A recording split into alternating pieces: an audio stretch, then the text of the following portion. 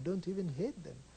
But you know, when you look at the possibilities, the opportunities that we have squandered in a country like Nigeria, you know, it is really so painful because so much could have been achieved, so much assistance could have been given to, not just to the poor in Nigeria, but even outside of Nigeria, because Providence has been so prodigious in its gifts to a country like Nigeria. And so when you look at that the possibility and what was achieved, one feels very, very bitter indeed. You're pretty tough when you write, "We have given ourselves over so completely to selfishness that we hurt not only those around us, but ourselves even more deeply, that one must assume a blunting of the imagination and a sense of danger of truly psychiatric proportions." That's a harsh judgment on your own. Yes. You have examples, scores and scores of examples of people who cart away the wealth of their nations, you know, to Europe, to Swiss banks. You have examples of officials who take money so that toxic waste can be dumped in their territory. I mean, this is the kind of thing I'm talking about. And really, you can't, it's impossible to think and contemplate that kind of situation without being very, very bitter. It was a great gamble that Nigeria and other new nations in Africa took when, leaving colonialism, they embraced democracy, because democracy offers the possibility of infinite corruption, leaders promising benefits to the electorate if they're only returned to power again. It takes a great deal of discipline, institutional building, and tradition to make a democracy incorruptible. And of course, no democracy is incorruptible. Yes. Well, I think you are right, and I think it goes even beyond that, because when people say, for instance, that we failed to practice democracy in Africa, for instance, they assume that we were taught democracy during colonial rule and that we somehow betrayed our education. That is not the case. That is not true at all. The colonial regime itself was not a democratic system. It was the most extreme form of totalitarianism. The colonial governor was not responsible to anybody in the territory. He might be responsible to a minister in Paris or in London, but he was certainly not responsible to the people on the ground.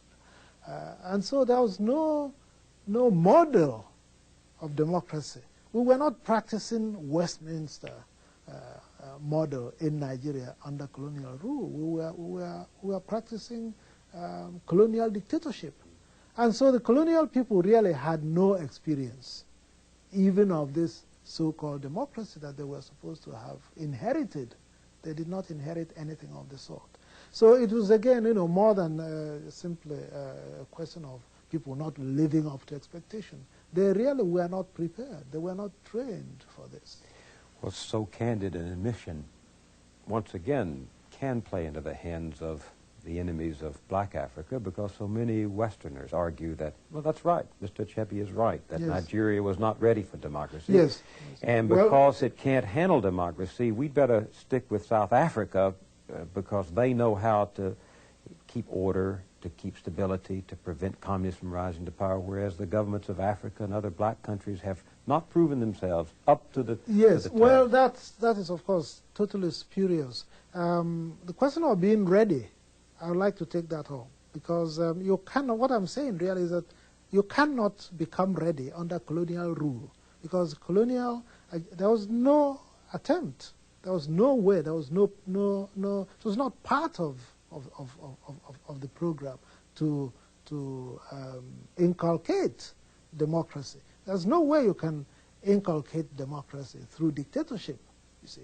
So the colonial system in itself was the very antithesis of democracy. So no matter how long you stayed under it, you would not learn democracy. there was democracy in many parts of Africa before colonial rule came, you see. So to say, oh, let's keep ruling them until they learn democracy, it's really fraudulent.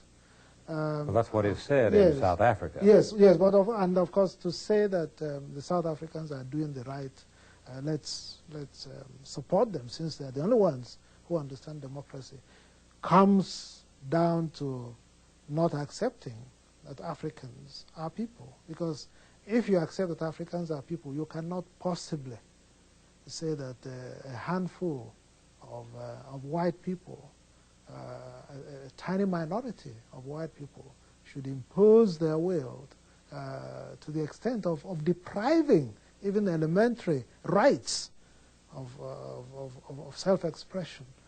All the rights we know in the so-called democracies are denied, positively denied in this regime. And I say it is analogous to perhaps analogous to the Nazi regime in Germany. Now, for anybody to say that's the right thing for Africa, of course, shows that that person does not grant full humanity to Africans. And we know that there are such people, but we are not really going to listen to them, and they are not ultimately going to determine what happens in Africa. You mentioned Africa before the colonial powers came. There's the opening line of your children's story, The Drum, which begins, "In the beginning, when the world was young." Does the artist in you ever wish you could start the whole story all over again? That you could go back? Yes, well, that is the whole strength, I think, of stories, and especially of children's stories. I'm happy you raised that, because we do need to learn, all of us, to learn to become like children again once in a while. We become so stiff.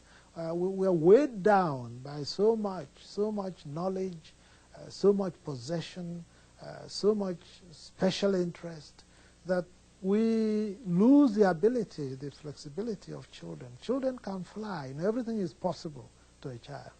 And this is something which children's stories can do for us, and this is something I think we ought to learn.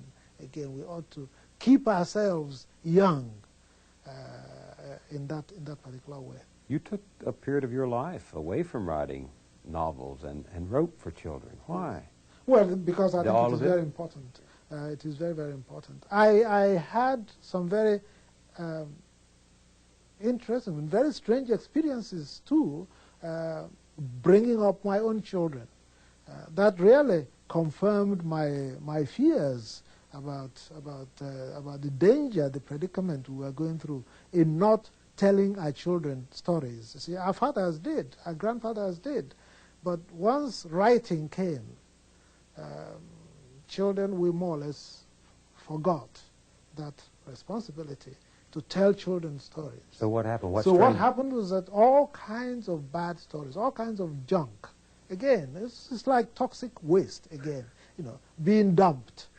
And I noticed my daughter, we were very young parents, so we really had no experience. And we used to go into the supermarket in Lagos and pick up a glossy, nice, big-looking, colorful story. We never read children's stories ourselves, so we didn't know what was in them.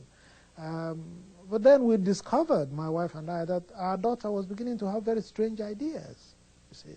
And it was at that point that we began to look carefully